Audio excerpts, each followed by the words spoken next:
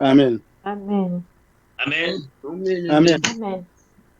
Alors ce soir, et cet après-midi, et ce matin, pardon, je voudrais vous parler maintenant de d'un message que nous allons découvrir. Le thème. Nous allons prendre la parole de Dieu dans Ésaïe, Ésaïe, chapitre 6. Ésaïe, chapitre 6. Ésaïe, chapitre 6, nous allons lire au verset 8. Ésaïe, chapitre 6, je vais lire au verset 8. J'entendis la voix du Seigneur disant, qui enverrai-je? Qui marchera pour nous? Je répondis, me voici, envoie-moi. Je relis. J'entendis la voix du Seigneur disant, qui enverrai-je? Et qui marchera pour nous? Je répondis, me voici, envoie-moi. Waouh! On s'arrête là et laisse le message posté comme ça. Le message de ce matin, c'est qui enverrai-je? Qui enverrai-je? Et qui marchera pour Jésus? À la place de nous, on met Jésus. Et qui marchera pour Jésus? Et qui marchera pour Jésus? J'entends la voix du Seigneur disant, qui enverrai-je? Donc le message c'est ça. Qui enverrai-je? Et qui marchera pour Jésus? Seigneur, merci pour ce message, Seigneur mon Dieu, parce que nous avons besoin d'être fortifiés ce matin. Seigneur, tu as dit que qui enverrai-je? Et qui marchera pour Jésus? Amen. Amen. Bien-aimé, c'est un message d'évangélisation. Ce message parle de l'évangélisation, bien-aimé, Dieu a besoin d'hommes et de femmes. Dieu utilise les hommes, il utilise les femmes. Jésus ne peut plus descendre sur la terre pour continuer le travail qu'il a commencé. Ce travail, il veut le commencer à travers les hommes et les femmes. Ce travail, Jésus veut envoyer des hommes et des femmes. Mais il veut envoyer des hommes et des femmes qui disent « me voici ». Il ne va pas envoyer tout le monde. Il enverra ceux qui disent « me voici Seigneur ». Donc, moi, je voudrais vraiment parler de l'évangélisation parce que l'Église a négligé l'évangélisation. Le peuple de Dieu a négligé ce qui est central, ce qui est important. Tout le bruit que nous allons faire, ce n'est que du bruit. Ce que Dieu veut, c'est qu'il veut envoyer des hommes et des femmes sur le terrain. Il veut envoyer des hommes et des femmes qui prennent le risque. Il veut envoyer des hommes et des femmes pour parler de son nom aux gens et qui acceptent Jésus-Christ comme son Seigneur et son Sauveur personnel. Il veut sauver l'humanité. Il veut sauver les hommes et les femmes qui sont sous l'emprise du diable.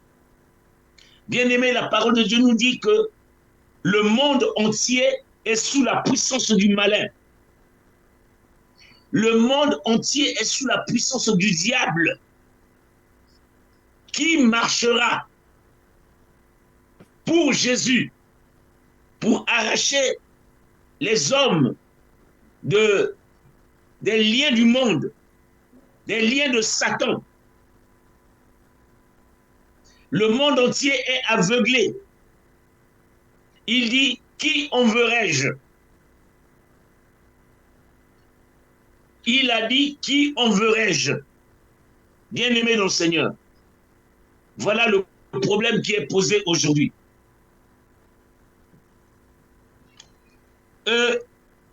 Frères et sœurs, c'était l'appel d'Ésaïe, c'était un appel spécial. Et Ésaïe a entendu la voix du Seigneur. Ésaïe a entendu la voix du Seigneur qui lui dit, mais qui enverrai-je? Je vais envoyer qui?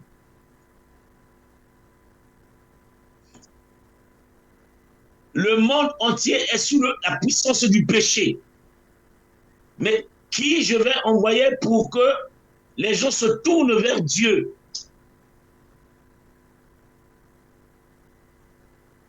Bien-aimés, dans les pays arabes, ils nient Jésus-Christ comme Seigneur et Sauveur de l'humanité. Ils nient Jésus-Christ comme Fils de Dieu. Ils nient Jésus-Christ comme Dieu. Je vous ai dit qu'en Israël, on veut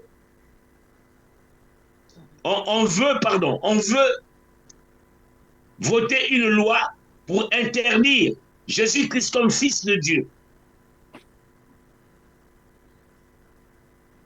En France, pour l'instant, Dieu nous fait grâce pour que nous continuions à prêcher Jésus-Christ.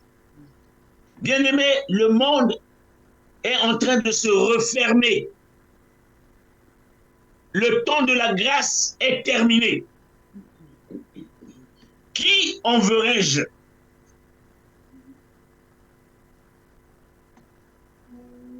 Et qui marchera pour Jésus? Frères et sœurs, voilà le problème qui se pose de nos jours.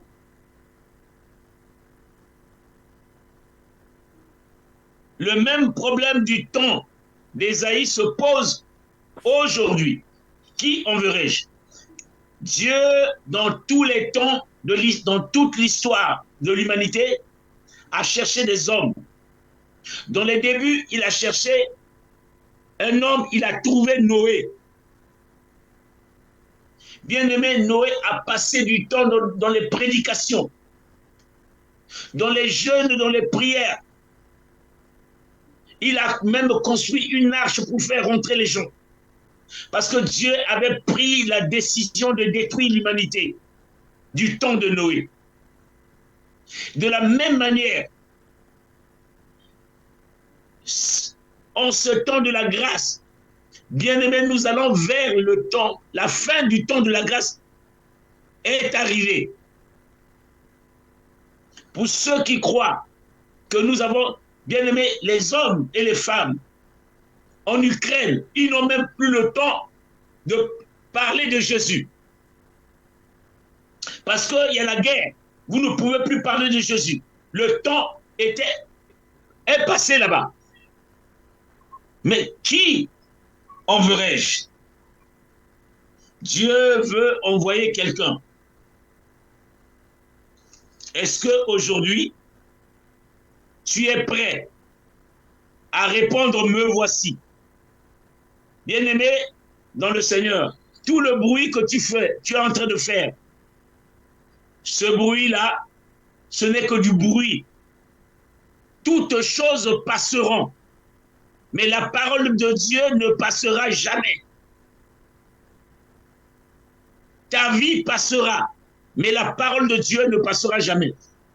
Celui qui veut conserver son corps, il perdra sa vie.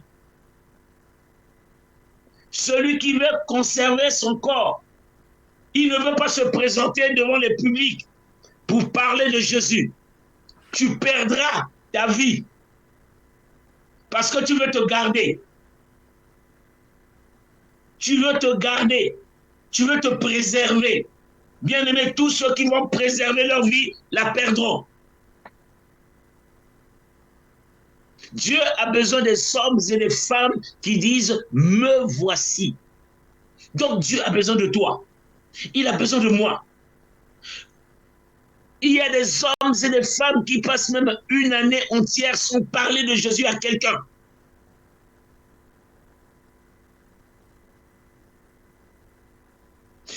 Il y a des hommes et des femmes qui veulent réserver leur vie, leur réputation, garder, ne pas se présenter devant les gens. Ils ne veulent pas le faire. Alors que la parole de Dieu nous dit, nous allons prendre dans Matthieu chapitre 19. Matthieu chapitre 19. Je lis la parole, chapitre, Matthieu chapitre 28, pardon.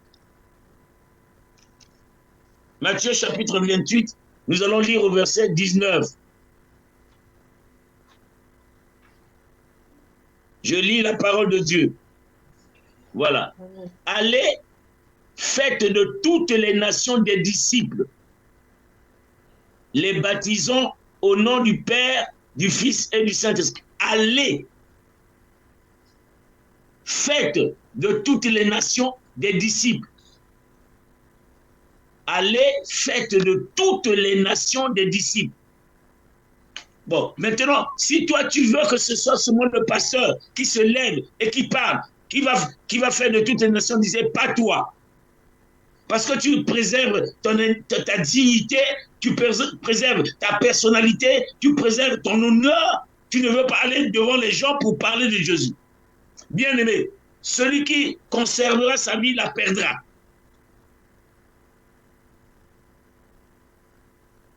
Bien au contraire, celui qui donnera sa vie pour Jésus, il ne perdra pas sa vie. Or, beaucoup d'entre nous ici, nous sommes des honteux. Nous avons honte de parler de Jésus. Ni dans les trains, ni dans le bus, ni dans le métro, ni ailleurs. Personne ne veut parler de Jésus, nulle part. Frères et sœurs. Alors ici, la parole de Dieu nous dit, faites de toutes les nations des disciples. Faites des Chinois des disciples. Faites des Indiens des disciples. Faites des Européens des disciples.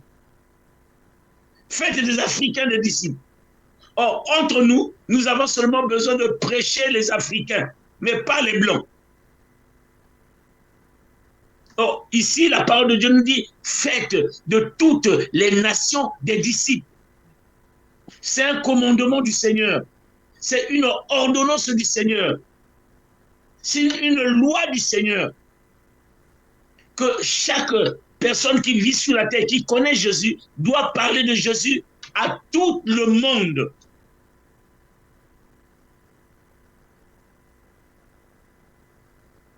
Si toi tu te tais, des pierres crieront. Si toi qui es là, tu m'écoutes, si tu te tais, les pierres vont crier à ta place. Bien aimé, vous avez déjà entendu des pierres crier? Et la parole de Dieu dit que les pierres vont crier si toi tu te tais. Dans ton travail, il y a des hommes qui devaient être sauvés. Tu te tais. Dans ta famille, il y a des hommes qui devaient être sauvés. Tu te tais. Dans ton quartier, il y a des femmes et des hommes qui devaient être sauvés. Toi, tu te tais.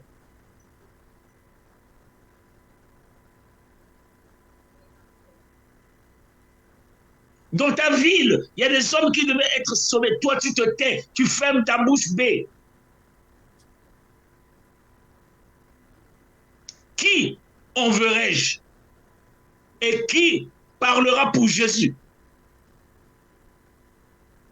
Qui enverrai-je? Et qui parlera pour Jésus? Et qui parlera pour Jésus? Bien-aimés, nous allons prendre la parole de Dieu dans Actes des Apôtres. Actes des Apôtres, chapitre 28. Actes des Apôtres, chapitre 28. Actes des Apôtres, chapitre 28. À partir du verset 25. Actes des Apôtres, chapitre 28. À partir du verset 25.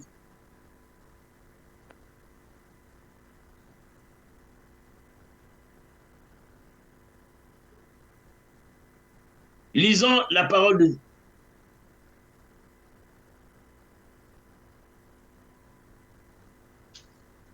Actes des Apôtres.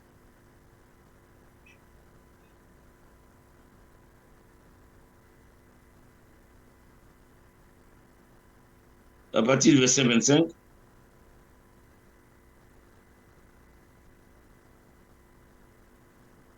Non, on commence au verset 26, autant pour moi. Verset 26. Merci. Je dis, non, oui, oui. Va vers ce peuple et dis, vous entendrez de vos oreilles et vous ne comprendrez point. Vous regarderez de vos yeux et vous ne verrez point. Le cœur, car le cœur de ce peuple est devenu insensible. Ils ont endurci leurs oreilles. Ils ont fermé leurs yeux, de peur qu'ils ne se voient de leurs yeux, qu'ils n'entendent de leurs oreilles, qu'ils ne comprennent de leur cœur, qu'ils ne se convertissent et que je ne les guérisse. Bien-aimés, le cœur de ce peuple est devenu lent à comprendre. Le cœur de ce peuple est devenu dur. Le cœur de ce peuple est devenu insensible à la parole du Seigneur. Bien-aimé, Dieu connaît l'état de ton cœur. Il connaît aussi l'état de mon cœur. Il y a parmi nous des hommes et des femmes qui ont même le don d'aller gagner des âmes pour Jésus. Mais ils ne veulent pas. Ils ont endurci leur cœur. Ils n'aiment pas aborder les gens. Ils n'aiment pas, ils aiment se préserver leur vie, leur honneur. Il y a d'autres même, parler de Jésus, c'est une honte. D'autres même, parler de Jésus, c'est vraiment, c'est un peu se ridiculiser. Parler de Jésus, c'est un problème dans la vie de certains d'entre nous, bien-aimés dans le Seigneur. Nous ne voulons pas obéir à la grande commission faite de toutes les nations des disciples. Tu te tais, tu bloques ton cœur, tu fermes ta bouche, tu n'aimes pas et tu ne veux pas. Celui qui gardera sa vie la perdra. Et celui qui la perdra pour Jésus sera récompensé, bien-aimé. Il y a des hommes et des femmes qui sont en train de mourir au moment où je suis en train de te parler, mais toi tu te tais. Il y a dans ta famille des membres de ta famille qui sont en train de mourir sans connaître Jésus. Et tu te tais.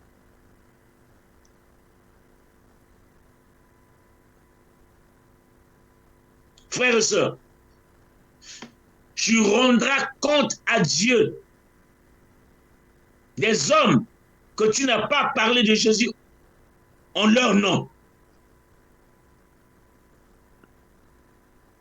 Il y a d'autres qui trouvent des raisons, qui disent maintenant, ah, maintenant qu'on n'a pas de salle, mais on va faire comment pour gagner des âmes? Mais quand il y avait la salle, tu gagnais des âmes? Et quand il y a maintenant, là, on te dit qu'on est seulement assis à la maison, on prend seulement notre téléphone, on suit la prédication. Tu ne veux pas parler des gens, ni leur donner des coordonnées pour suivre, pour se connecter. Tu es là, tu gardes ta vie. Bien aimé, celui qui gardera sa vie la perdra.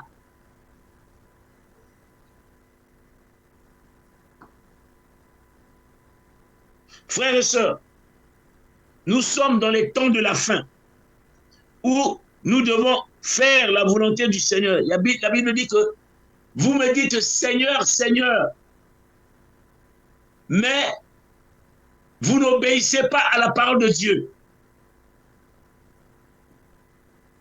Tous ceux qui me disent Seigneur, Seigneur, ils n'obéissent pas à la parole de Dieu. Dieu nous dit d'aller par tout le monde et de prêcher la bonne nouvelle. Mais toi, tu ne veux pas. Tu bloques ton cœur. Frères et sœurs, le Seigneur interpelle quelqu'un aujourd'hui. Nous sommes là toujours en train de nous plaindre. Toujours en train de te plaindre. Bien-aimé dans le Seigneur. Cette vie-là, si c'est Dieu qui ne t'a pas donné, ce matin, tu ne serais pas réveillé.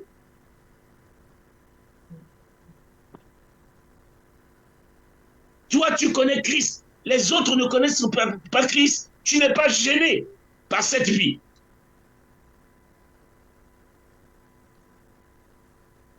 Tous ceux qui me disent Seigneur, Seigneur, ne rentreront pas dans le royaume de Dieu.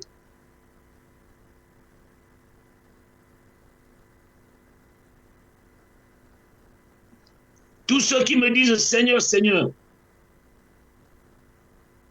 nous allons prendre la parole de Dieu. Dans le livre de Jérémie, chapitre 1, nous allons voir l'appel de Jérémie. Jérémie, chapitre 1.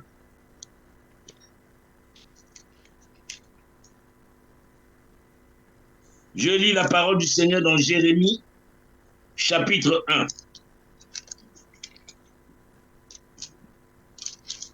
À partir du verset 4.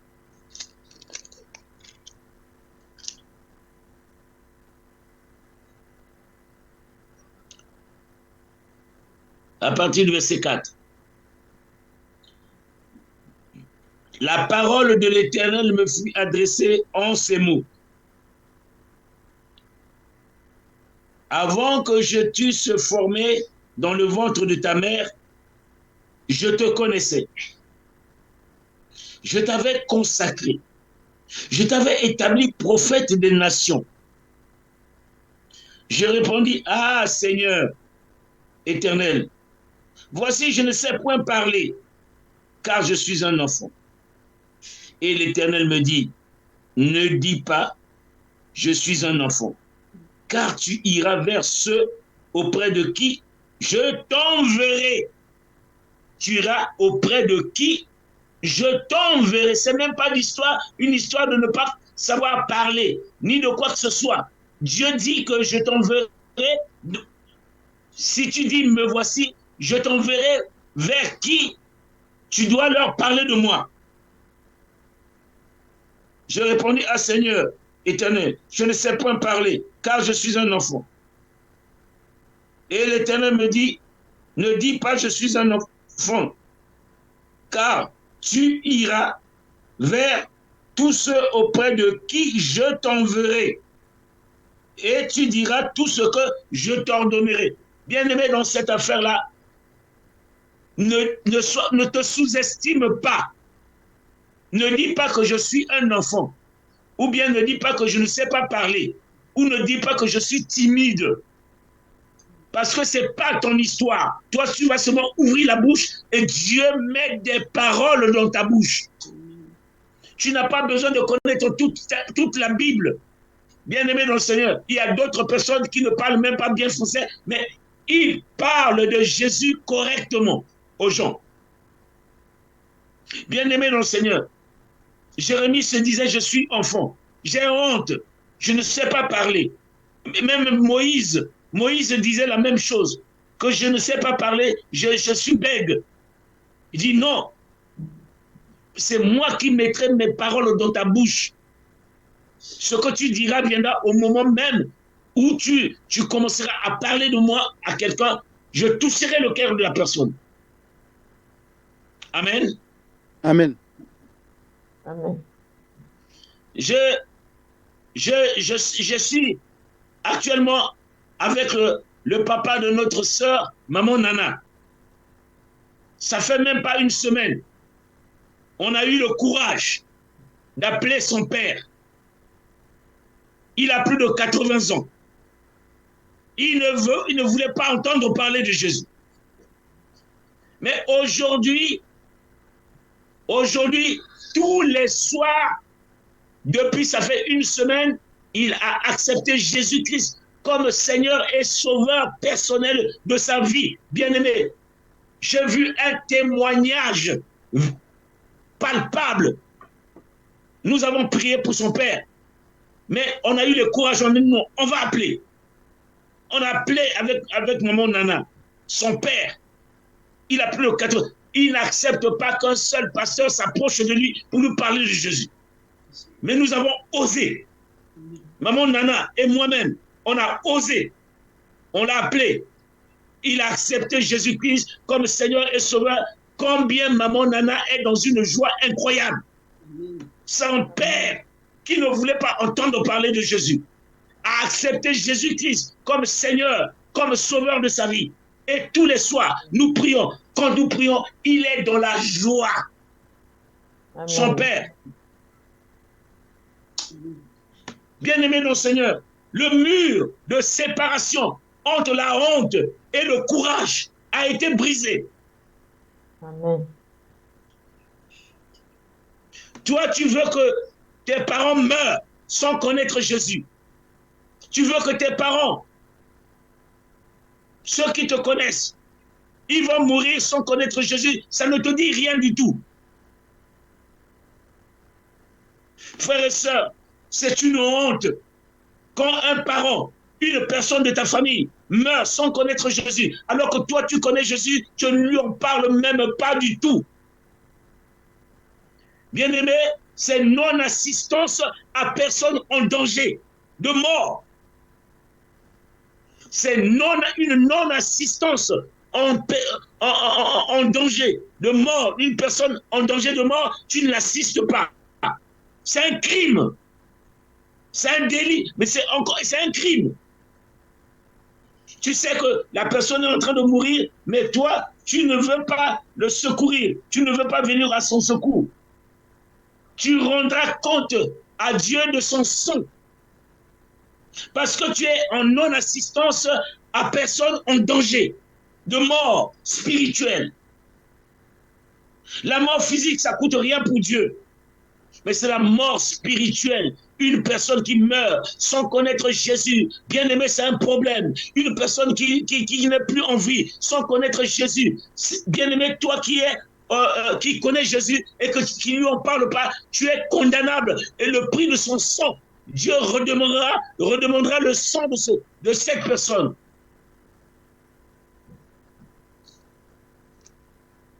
Je continue la lecture de la parole.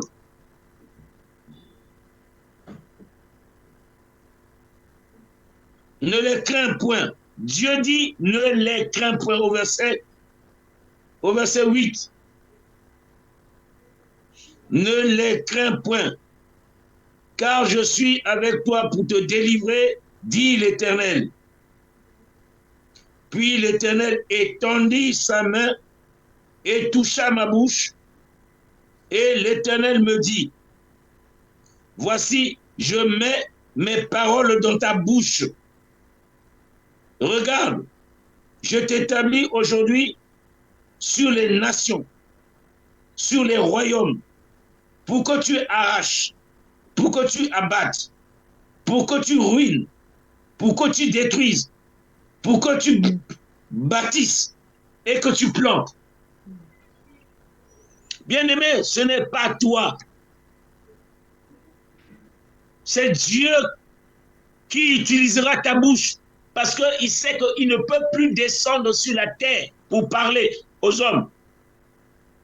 Mais il te parle, il utilise les hommes. Mais il utilise celui qui dit « Me voici Seigneur ». Il utilise les hommes qui disent « Me voici ». Malheur à tous ceux qui ne veulent pas parler de Jésus à quelqu'un. Malheur à ceux qui se taisent. Malheur à ceux qui ont honte. Malheur à ceux qui ont qui sont refroidis, qui ne veulent pas. Tu es en non-assistance à personne en danger. Et le Seigneur dit ce matin, qui enverrai-je? Qui? Je vais envoyer qui? Je vais envoyer qui? Dieu est étonné. Dieu n'est jamais étonné. Mais là, on nous dit qu'il est étonné, il est surpris de voir qu'il n'y a personne qui prêche. Il n'y a personne qui parle de Jésus. Frères et sœurs,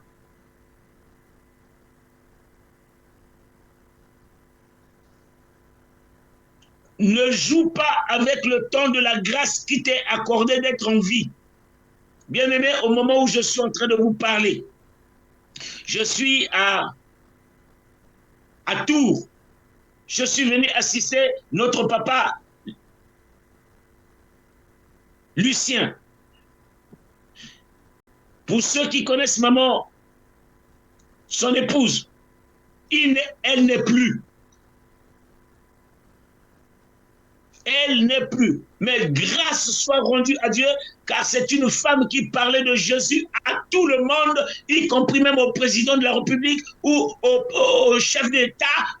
Elle parlait de Jésus. Elle ne se taisait point selon ce que je connais d'elle.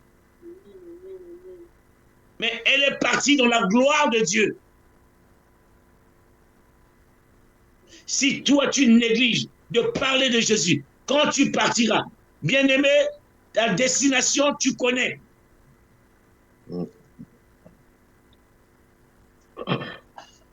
Amen. Bien-aimé, réveille-toi, toi qui dors. Réveille-toi, toi qui dors. Tu es toujours dans un sommeil spirituel. Toujours en train de dormir. Toujours en train de dormir. Tu aimes le sommeil. Et tu emporteras les fruits de ton sommeil.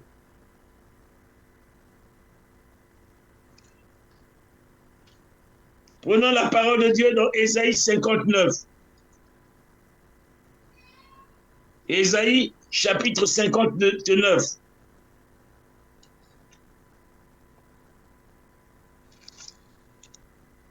Ésaïe 59.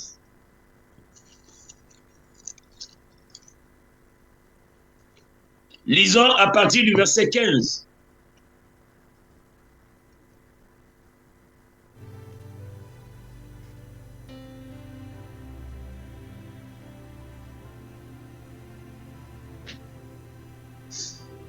Je lis la parole.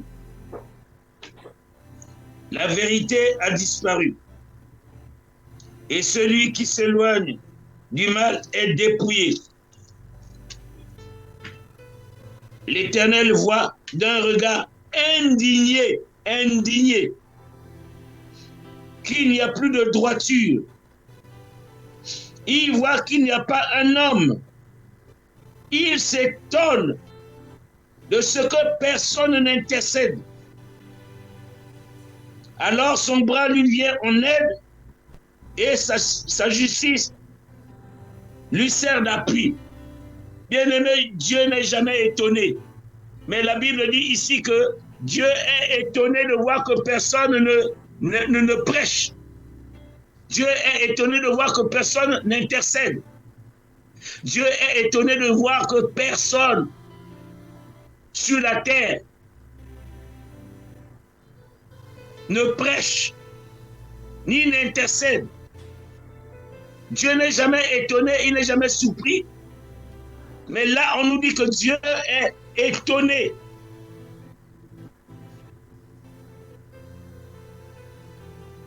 Dieu est étonné. Ce n'est pas bon.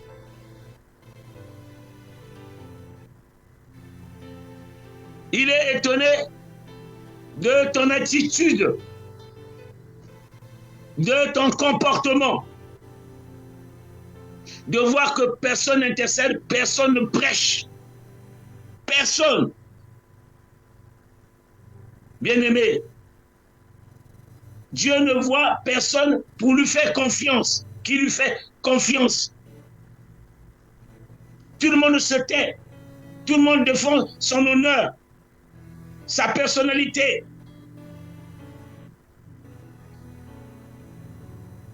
Sa crédibilité. Parler de Jésus, c'est incrédible. Jésus ne voit personne. Bien-aimé, Dieu te parle. Ne dis pas qu'il parle à quelqu'un qui est à côté de toi, mais il te parle à toi qui m'écoute, qui écoute ce message-là, qui se tait, qui ne veut pas parler de Jésus aujourd'hui. Dieu te parle, il t'indexe. Toi, il t'indexe.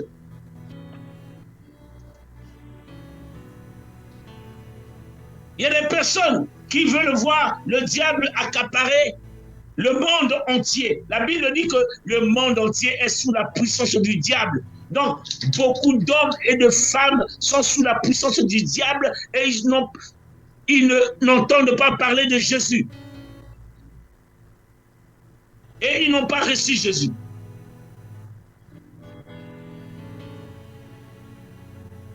Dieu voit d'un regard indigné qu'il n'y a plus de droiture sur la terre. Il a besoin que les hommes et les femmes reçoivent Jésus comme Seigneur et Sauveur et changent de comportement sur la terre. Il y a trop de méchants sur la terre, de personnes méchantes sur la terre qui ont besoin de recevoir l'évangile. Dieu voit d'un regard indigné qu'il n'y a plus de droiture, tout le monde est dans le péché. Et Dieu veut que les gens sortent du péché pour que leurs péchés soient pardonnés. Toi, tu n'aimes pas que les péchés de ton frère, de ta femme, de ton fils soient pardonnés. Et tu veux pas, tu parles pas, tu viens à l'église avec ta petite Bible et tu écoutes l'évangile et tu repars. Et les autres, non.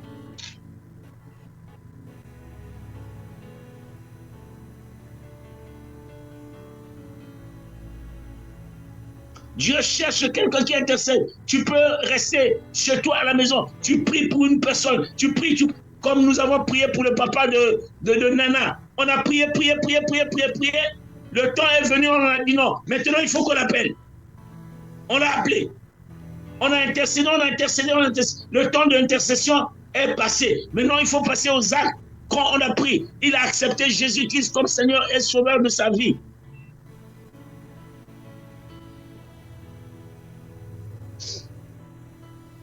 Tu as dans ta famille des hommes et des femmes qui ont besoin de recevoir Jésus comme Seigneur et Sauveur. Mais toi, tu as endurci ton cœur. Tu as endurci ton cœur. Tu ne veux pas lui parler de Jésus. Tu as honte de l'évangile. Tu as peur de lui parler de l'évangile. Bien-aimé, Dieu redemandera son sang s'il n'est pas converti, s'il n'a pas donné sa vie à Jésus.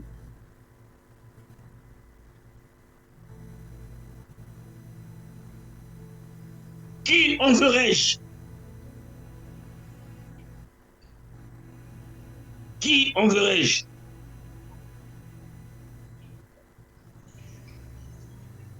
Nous allons prendre la parole de Dieu.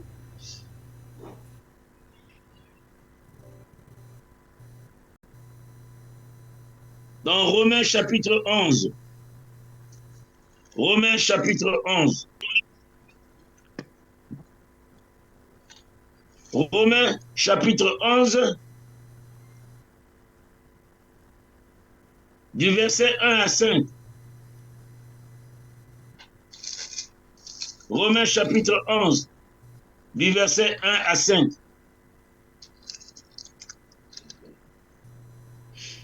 Je lis la parole de Dieu. Je dis donc, Dieu a-t-il rejeté son peuple? Loin de là.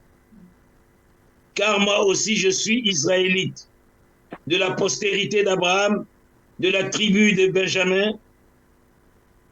Dieu n'a point rejeté son peuple, qu'il a connu d'avance. Ne savez-vous pas que l'Écriture rapporte ce que l'Écriture rapporte d'Élie? Comment il adresse à Dieu cette plainte contre Israël? Seigneur, ils ont tué tes prophètes, ils ont renversé tes autels. Je suis resté moi seul et ils cherchent à m'ôter la vie. Mais quelle réponse Dieu lui fait-il? Je me suis réservé 7000 hommes qui n'ont point fléchi le genou devant Baal. De même aussi, dans le temps présent,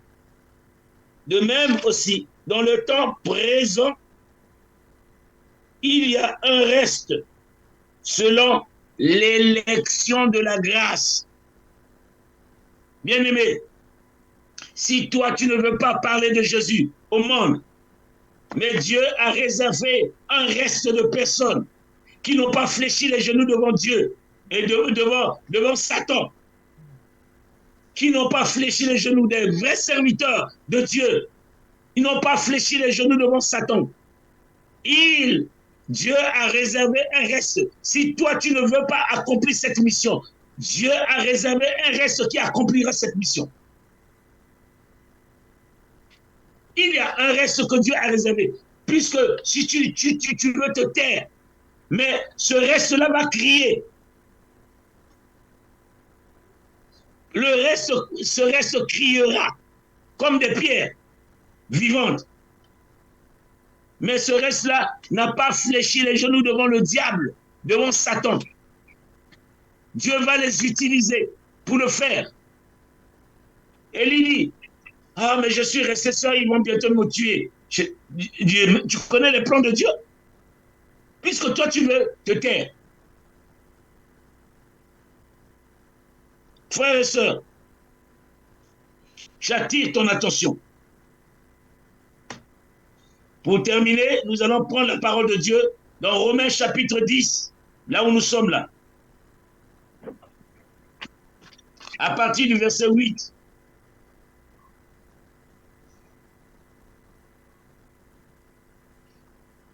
Romains chapitre 10, à partir du verset 8. Romains chapitre 8 et 10, à partir du verset 8. Merci. Romains dit ceci. Que dit-elle donc? La parole est près de toi. Cette parole-là est près de toi. La parole que nous prêchons, qui enverrai-je? Cette parole-là est près de toi. Dans ta bouche et dans ton cœur. Cette parole est près de ta bouche pour que tu parles aux gens, et près de ton cœur pour que ton cœur obéisse, se soumette. Or, c'est la parole de foi, de la foi que nous prêchons. Bien-aimés, nous sommes en train de prêcher une parole de foi. Nous voulons des hommes et des femmes qui ont la foi pour descendre dans les rues, pour descendre dans les métros, pour descendre dans les gares, pour descendre dans les familles, dans les quartiers, dans les villes. Si tu confesses de ta bouche le Seigneur Jésus, et si tu crois dans ton cœur que Dieu l'a ressuscité des morts, tu seras sauvé. Bien-aimé, si tu confesses de ta bouche le Seigneur, et que si tu crois que Dieu l'a ressuscité des morts, qui va parler de la résurrection du Seigneur? Si ce n'est toi qui connais la parole de Dieu, qui va parler de ces choses si tu n'écoutes pas Tu es en train de dire, le pasteur, là, il est en train de me bourrer les oreilles. Bien-aimé dans le Seigneur, Dieu regarde ton cœur. C'est la parole vient dans ton cœur. Ouvre ton cœur à la parole. Ouvre ton cœur à la parole. Laisse la parole de Dieu rentrer dans ton cœur, agir dans ta vie, se manifester dans ta vie. Laisse la parole être près de ton cœur et de ta bouche. C'est la parole de foi que nous prêchons. Si tu confesses, au verset 9, si tu confesses de ta bouche le Seigneur Jésus, et si tu crois dans ton cœur que Dieu l'a ressuscité des morts, tu seras sauvé. Car c'est en croyant du cœur qu'on parvient à la justice, et c'est en confessant de la bouche qu'on parvient au salut, selon ce que dit l'Écriture. Quiconque croit en lui ne sera point dans la confusion. Quiconque croit en Jésus-Christ ne sera plus confus. Bien-aimé, beaucoup de gens sont dans la confusion. Beaucoup de gens sont dans la confusion parce qu'ils prêchent des dieux, des idolâtries, des idolâtres. Ils sont dans la confusion. Ils ont besoin d'entendre la parole de Dieu.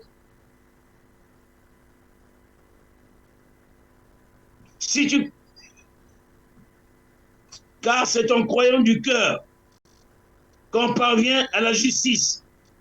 C'est en confessant de la bouche qu'on parvient au salut, selon ce que dit l'Écriture. Quiconque croit en lui ne sera point confus.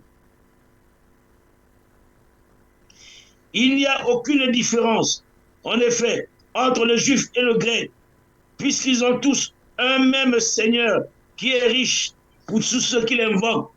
Donc, bien-aimé, que tu parles aux Juifs, que tu parles aux Arabes, que tu parles aux Grecs, que tu parles aux Européens, que tu parles aux Américains, que tu parles aux Chinois, que tu parles aux Africains, de Christ, nous avons le même Seigneur qui est Jésus, qui est Dieu. Comme je vous avais donné un exemple sur ce frère-là, il a vu, il prêchait l'évangile, il faisait déjà bien. Mais quand il voyait un noir, il lui donnait sur le prospectus. Quand il voyait un blanc, il le laissait passer. Quand il voyait un grec, il ne voulait pas. Mais quand il voit, je l'ai appelé, j'ai dit, frère, viens voir. Je dis, frère, pourquoi tu ne prêches pas les blancs? Il me dit, frère, moi j'ai comme l'impression que les blancs là, ils n'aiment pas l'évangile. Moi, je pense qu'ils n'aiment pas l'évangile. Non, frère, tu es en erreur, frère. Je lui ai imposé les mains. J'ai dit, frère, va prêcher ce blanc. Il a prêché, il a donné le prospectus. Un autre blanc est arrivé. Il a prêché, il a donné. Un autre blanc est arrivé. Il a prêché. Il lui a dit, demain je serai à votre réunion. C'était une réunion d'évangélisation. Il a commencé à prêcher les blancs. À lui prêcher. Il a appelé son pasteur. Il a dit à son pasteur, pasteur, je suis délivré. J'ai rencontré un frère qui a prié pour moi. Je suis délivré. Bien-aimé dans le Seigneur, tu ne prêches que les noirs, tu ne prêches que les blancs, tu ne prêches pas les blancs. Bien-aimé, tu es en non-assistance à personne en danger.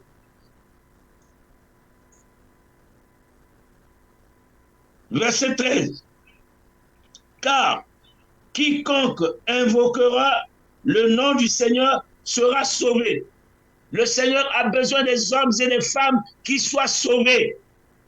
Il a besoin des hommes et des femmes pour être sauvés parce qu'il veut remplir le royaume des hommes et des femmes. Comme il a dit dans Matthieu 22, il dit, allez-y, s'ils ne veulent pas venir à mon invitation, allez-y prendre les estropiés, allez-y prendre les malades, allez-y prendre tout ce qui est, faites-les rentrer, amenez-les, car le repas est prêt.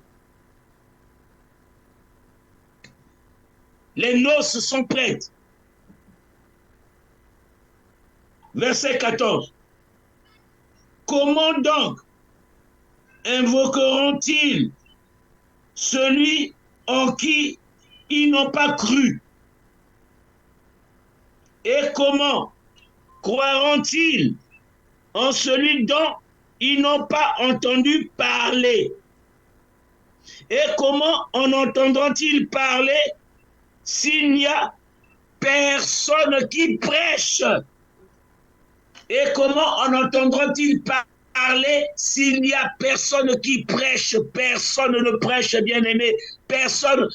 Tout le monde veut garder son honneur, veut garder sa réputation. Parler de Jésus, c'est trop bas. Pour eux, c'est trop bas.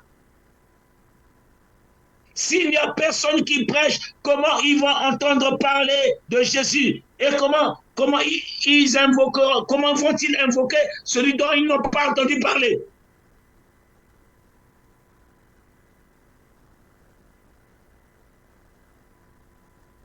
Comment croiront-ils en celui dont ils n'ont pas entendu parler? Et comment en entendront-ils parler s'il n'y a personne qui prêche? Et comment il y aura des prédicateurs s'ils ne sont pas envoyés selon qu'il est écrit qu'ils sont beaux les pieds de ceux qui annoncent la paix, de ceux qui annoncent de bonnes nouvelles, mais tous n'ont pas obéi à la bonne nouvelle. Aussi Ésaïe a dit, Seigneur, qui a cru à notre prédication? Ainsi, la foi vient de ce que l'on entend, et ce que l'on entend vient de Christ. La foi vient de ce que l'on entend. Bien-aimé, s'il n'y a pas de prédicateurs qui vont dans les rues, si personne ne prêche, qui va accepter Jésus-Christ comme Seigneur et Sauveur? Qui va accepter Jésus-Christ? Bien-aimé, si toi tu veux garder ta dignité, bien-aimé, Dieu te rendra compte au jour du jugement. Tu rendras compte à Dieu au jour du jugement. Parce que tu veux garder ton honneur, tu veux garder ta personnalité, tu veux garder, bien-aimé dans le Seigneur. Quand tu gagnes une âme, quand tu prêches la parole de Dieu, tu vas gagner une âme. Quand tu gagnes une âme, il faut tout faire pour que cette âme-là s'accroche au Seigneur. Or, toi, tu ne veux pas gagner les âmes pour le Seigneur. Tu ne veux pas accrocher les âmes au Seigneur. Frères et sœurs, Dieu, tu rendras compte à Dieu. Ton honneur passe d'abord avant tout. Ta personne passe d'abord avant tout. Ta réputation passe avant tout. Bien-aimé, celui qui perdra sa vie et celui qui préservera sa vie la perdra. Tu ne sais pas combien de jours il te reste à vivre sur la terre. Tu te tais. Tu bloques ton cœur. Frères et sœurs, nous rendrons tous compte à Dieu de notre passage sur la terre. Si tu crois que ton passage sur la terre, c'est seulement avoir de l'argent, construire des maisons, construire des villas, tu la perdras. Beaucoup ont construit des villas, des maisons, ils n'ont pas habité. Beaucoup ont eu des enfants, ils ne sont même pas restés avec ces enfants, ils sont restés à vivre. Tous ceux qui garderont leur vie, ils vont perdre leur vie. Ceux qui parleront de Jésus auront l'honneur et la gloire de Dieu de rentrer dans le royaume de Dieu. Qui enverrai-je? Point d'interrogation. Qui enverrai-je pour Jésus? Qui enverrai-je pour parler de Jésus?